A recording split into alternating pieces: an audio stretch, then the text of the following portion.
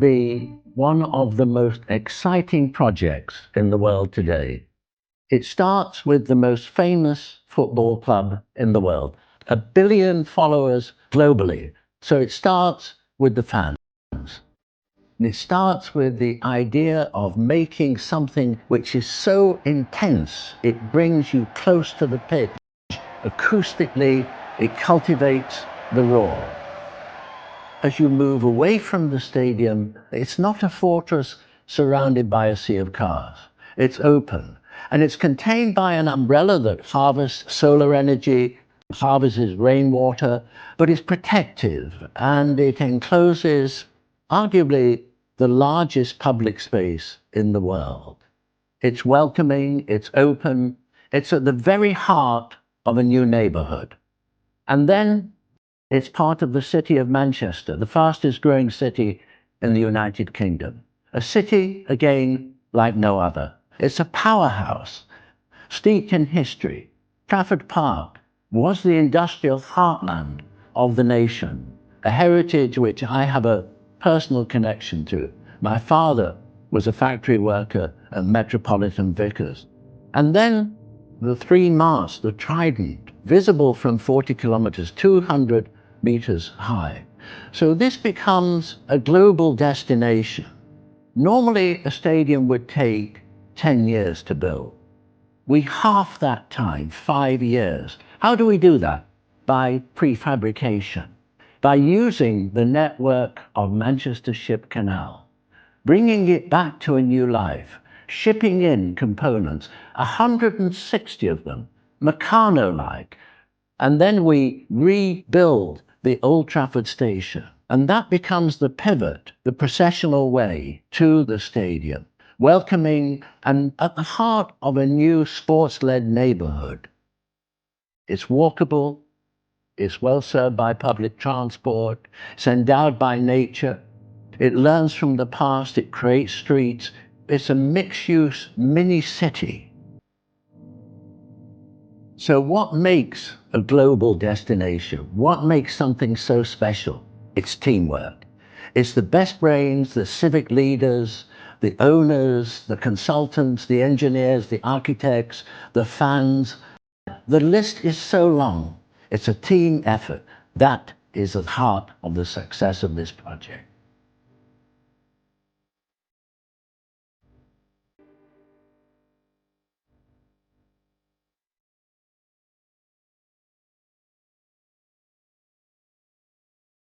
So Jim, we're at Foster and Partners, where the new plans for a new Manchester United stadium have been announced. The following questions come from my perspective as a Manchester United fan and someone who stands in the Stretford end with my family and my mates. And so the first one is, was the decision to go for a new build rather than a redevelopment of a historic ground, was that a hard one? Yeah, we spent a lot of time looking at the pros and cons of refurbishing the existing stadium, which has obviously got all the history, or building a new stadium. And it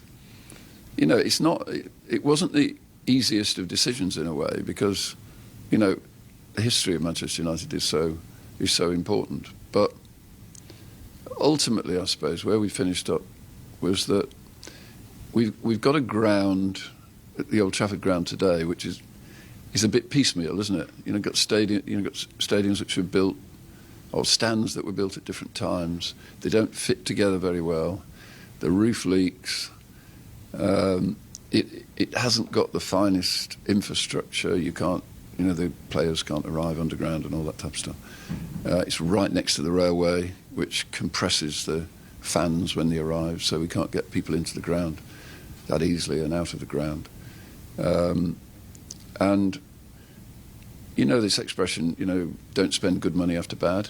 I think what would have happened if we tried to refurbish the stadium, we would have discovered that it actually would probably have been 70% the cost of building a new stadium, and in 25 years' time we'd be talking about building a new stadium, because it wouldn't be perfect. And so then we looked at the option of a new stadium, and of course you can you can design the perfect stadium then. You can build a very large stadium. You can, the access in and out, the sort of interesting things you can do around the stadium, like you can build a museum, you can build shops, you could build a fan zone where people can watch matches, away matches, with big screens and all that sort of stuff. And ultimately it came down to, what's the wisest way of spending Manchester United's money, because at the end of the day it's Manchester United's money that effectively will be behind it. And we talked to lots of fans as well about, they've obviously got a great sort of attraction and sympathy with that old ground, but ultimately I think what we were hearing was that if this really was a fabulous, iconic new stadium, then they would accept that that was a good decision. So we did try and think about it from the fans' point of view, and that was the conclusion we came up with, that it would be a good way to invest money. And we're not leaving behind the tradition and history of Manchester United. It's the same team that's going to be playing, and it's still got the same soul.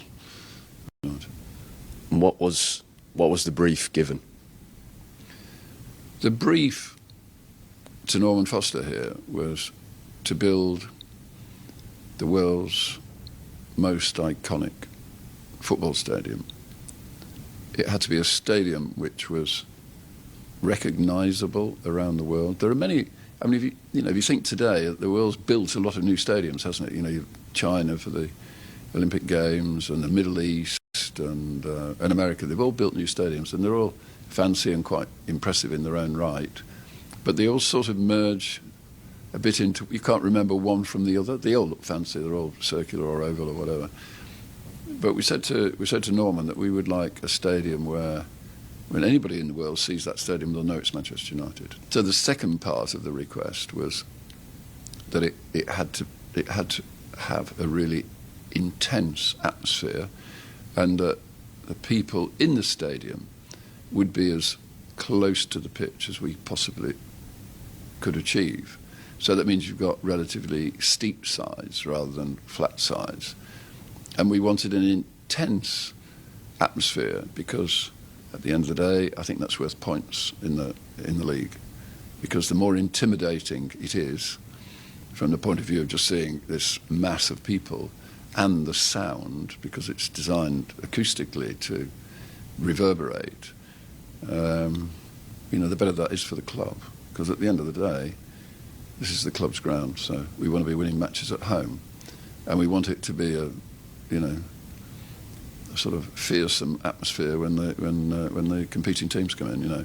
So it really was about the best stadium in the world, the best stadium in Europe, but better than the Bernabeu and the Nou Camp, which are both new and both really impressive, biggest in the world, intimidating, and everybody in the world would recognise it.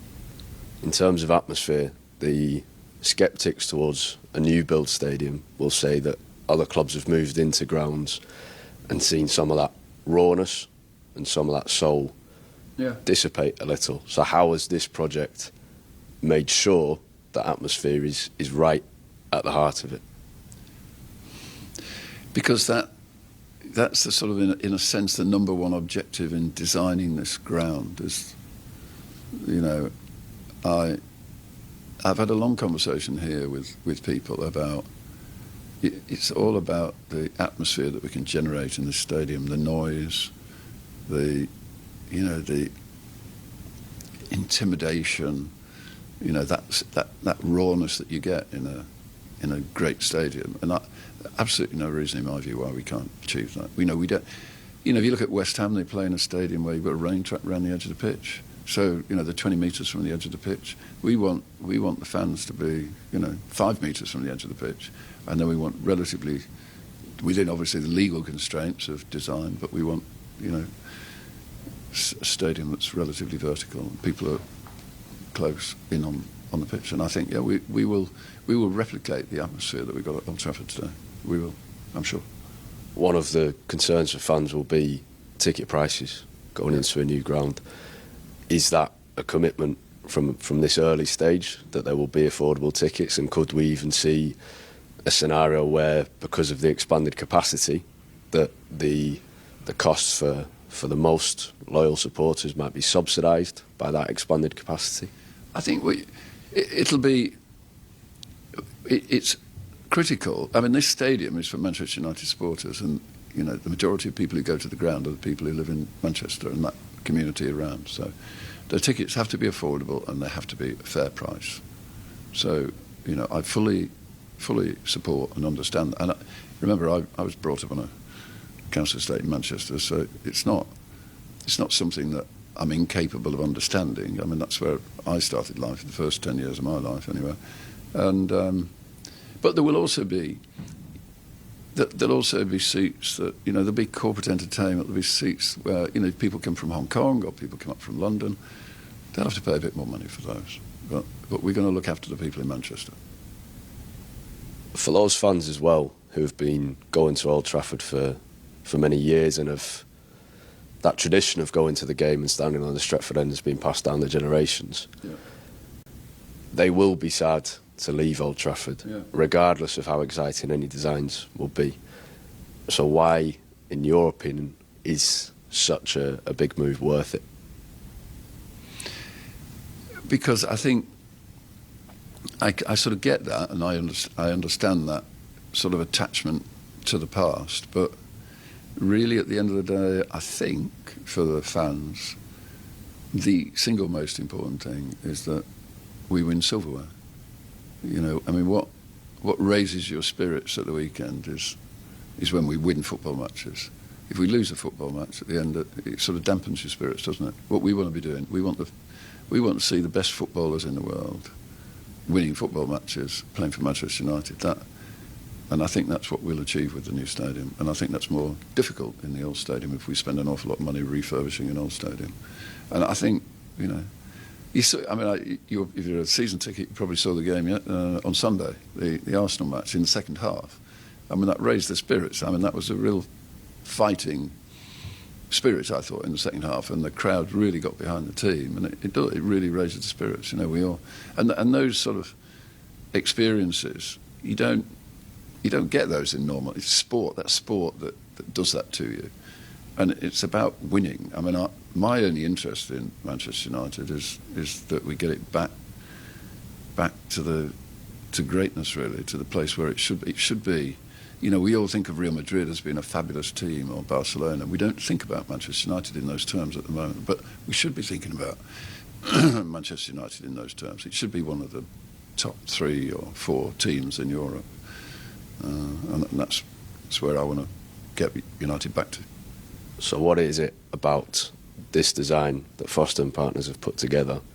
What's the bit that excites you the most? I think it's scale. 100,000 people in a stadium is... I've only ever been to one stadium with 100,000 people. That was the Nou Camp, and I was there for the 1999 final against Bayern Munich. And it's a thing you can never forget, because it's so impressive to be there amongst 100,000 fans screaming and shouting. I like design, so it's something that I enjoy in my life, and I think the design of this stadium is a 10 out of 10. I think it's a really special design that Norman Foster's inspired.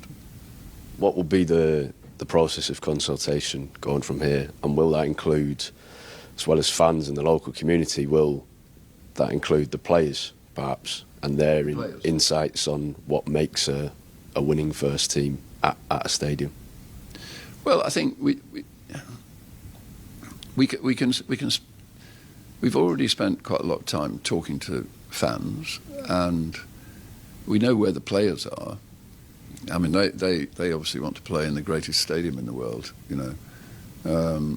So I think the consultation will continue, but I'd also like to get on with it, because we can spend 10 years building a new stadium, or we can spend 5 years building a new stadium, and I'd rather spend 5 years than 10 years.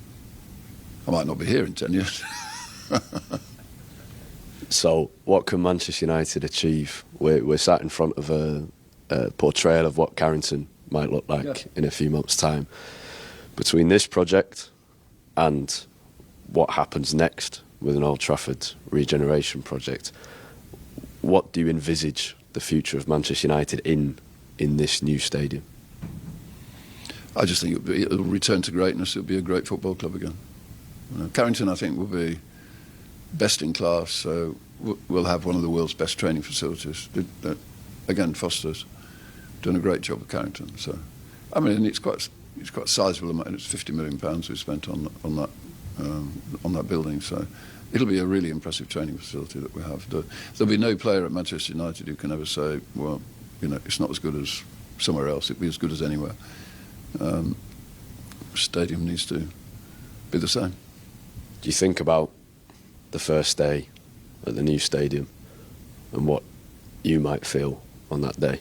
Oh, I think it'd be like that 1999 final in the Nou Camp. You can't sort of describe that feeling, can you? That elation in the last 3 minutes when we scored those 2 goals. So it's going to be that sort of feeling, I think. Not many of those in your life.